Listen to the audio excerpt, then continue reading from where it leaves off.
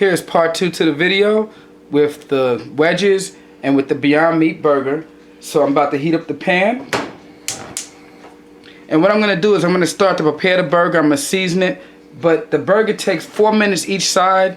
So instead of just going through a whole 8-minute video just watching me flip a burger, you know, after 4 minutes, I'm not going to do all that. I'm just going to season it, so I'll show how I started, and then I'll show the end results afterwards. By the way, here are the wedges that I took out earlier. As you notice, some are missing. The family got hungry. I had to give them some, but the wedges turned out delicious. Can't wait to have these when the Beyond Meat burger's done.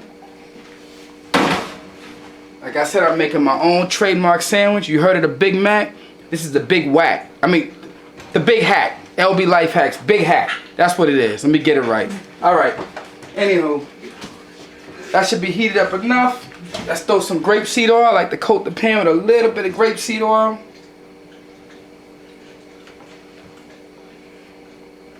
There we go. Not too much. Here I have the Beyond Meat burgers. So I'll be making both of them. Actually, let me just grab the pot holder, tilt the pan a little bit, spread the grapeseed oil out evenly.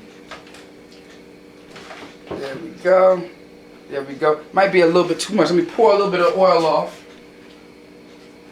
Okay, I had poured a little bit too much oil, so I poured off a little bit. I don't like it too greasy.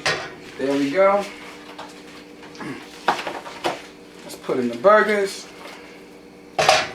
The meatless burgers, of course. Don't do meat. Vegan. There we go. Now, I'm going to add a little bit of Lowry's.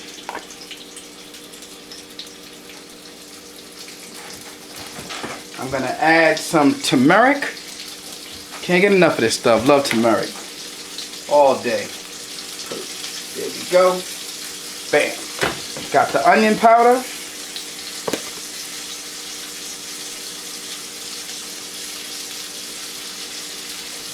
Okay, set the timer for 4 minutes.